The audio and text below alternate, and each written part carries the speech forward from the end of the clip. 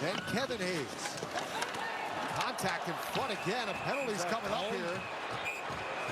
Here we go. It's Krebs and Clifton.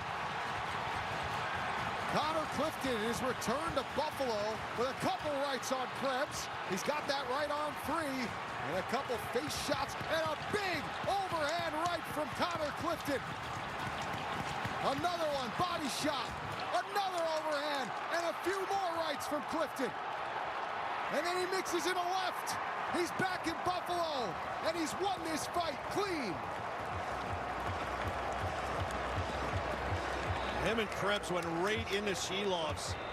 It's the second time this period he's taken contact in and around the net. Krebs a feisty guy. You remember, what was it, last year, 2 years ago? Fighting Crosby in the preseason, but he's a feisty, hard-nosed player, and guess what? So's Clifton. Clifton lefts. Clifton was throwing rights. He was switching them up. Yeah, Krebs went right into him. Clifton wasn't having any of that. I'll give you one. I'll give you two. I'll let you get up. Oh, boy. Connor Clifton, 3-2 Penguins in Buffalo.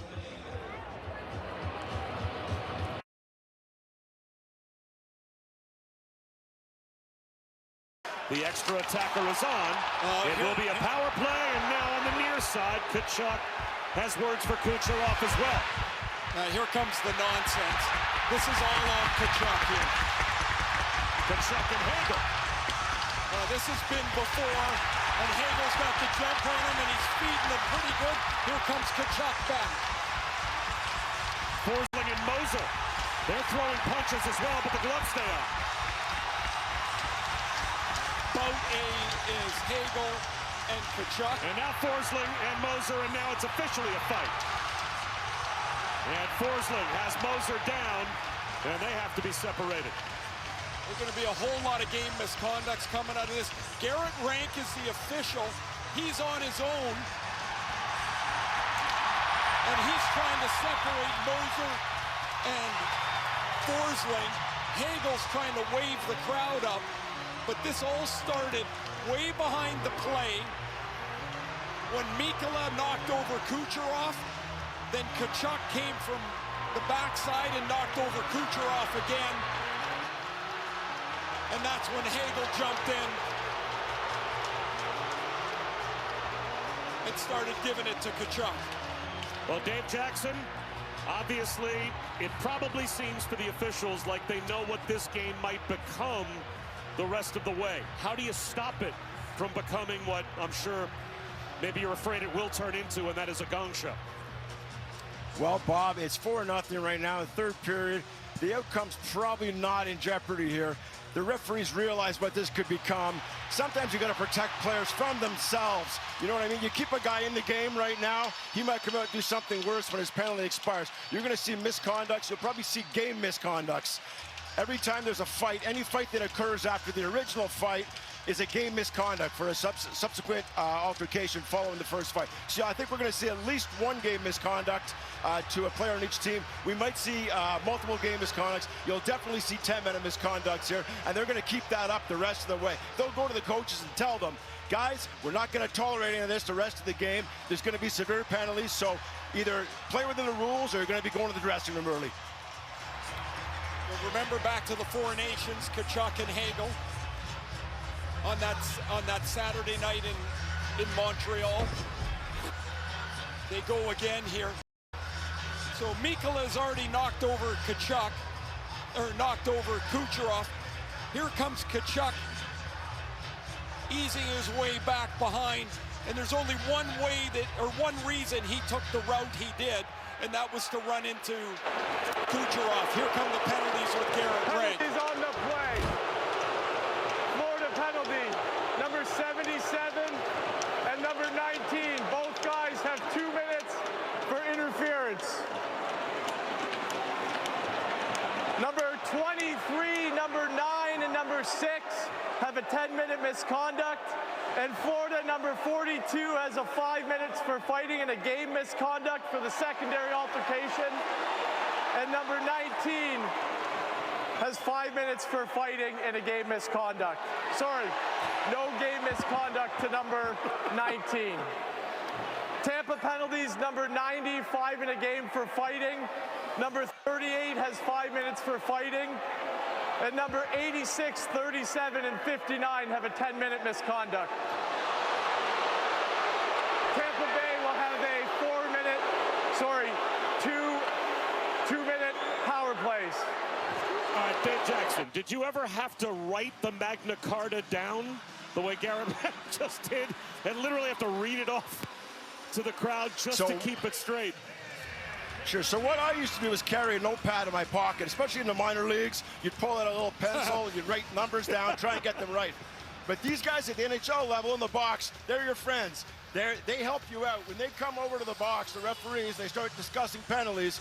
The scorekeeper will hand them a sheet, and he's got all the pairings for them. He's not telling them what to call, but he's showing the guys, this guy was engaged with this guy was with this guy, and that really helps jog the memory, so you go, because it's so easy to lose numbers. You saw Garrett Rank, he had to come in and help break up a fight because the linesmen were busy with other guys, and he was afraid a guy was going to get hurt. So he can't be looking at numbers, so the timekeepers and scorekeepers really help these guys out. I don't think this is over yet. I think they're discussing a little more. We might see an additional game misconduct. TJ Luxmore is coming over to the Florida bench to try and explain this to Paul Maurice. Garrett Rank, the other official, is still with the scorekeeper over by the Tampa door, and they're discussing further penalties. Rank is going to come over and talk to John Cooper here.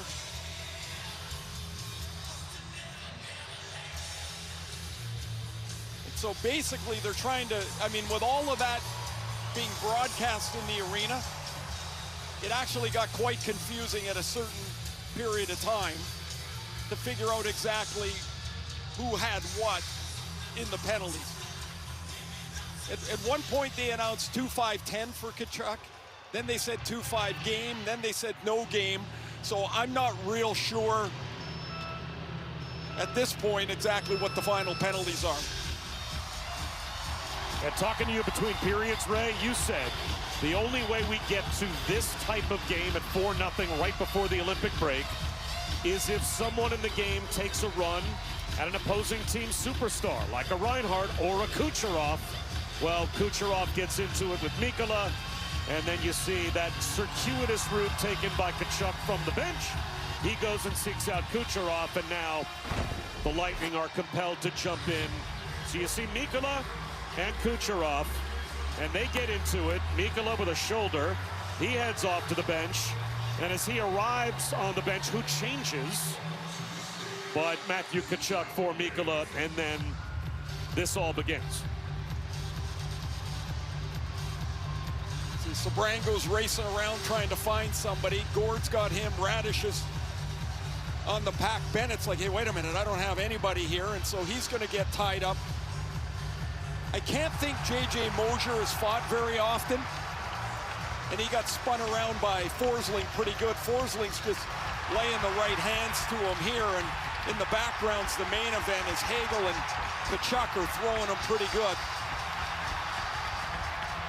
Well, there are minors, and there are some fighting majors woven in as well, but these are the players that have been given misconducts. And obviously, it's Forsling and Moser for that fight that have both been giving fighting majors and game misconducts. Because that was the second altercation. Right. So on top of those guys being kicked out for the game, Verhaeghe, Bennett, Sabrango for the Panthers, Kucherov, Gensel, Gord for Tampa Bay, all 6 of those players have been given 10 each as well, and with 15:54 to go. And now icing is the call. After 12 years, the wait is over. NHL players return to the Olympic Winter Games in Milano Cortina, starting February 6th. And Curtis Douglas throwing shots at Niko Mikkola.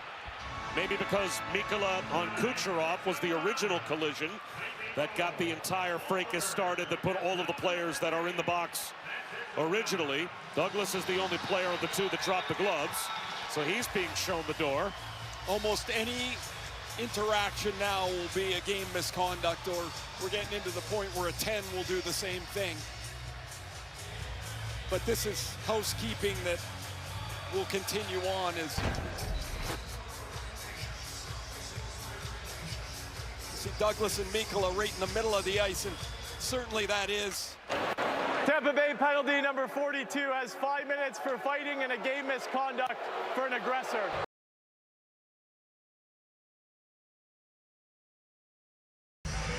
Still lots of hockey left to play. 2 goals in 20 seconds. 4 goals in 5:27, and now Uchas and Helenas have dropped the gloves. Got Uchas in his second NHL game. Helenas is a big dude. 6'6", 215, and he dropped the gloves trying to spark something from his team. Well, yeah, Helenas is going to start this. Credit to Uchas, giving up a ton of size, just at 6'2". Helenas known to drop the gloves, but Uchas, that'll go a long way. All his teammates over. LA 79, Vegas 77, 5 minutes each for fighting. That may be the biggest sign. Said the Kings trying to turn the tide, but everybody came over to tap Uchas, and Helenas must have asked him off the draw. He said, okay. So waiting, he will get up, tries to throw something. It's a long reach to get inside. Helenas, there's a few on the back of the helmet. I'm sure he got one through, just the back of the helmet as Uchas went down. Credit to him getting up, trying to reach, but there's a look. There's a response by the Golden Knights.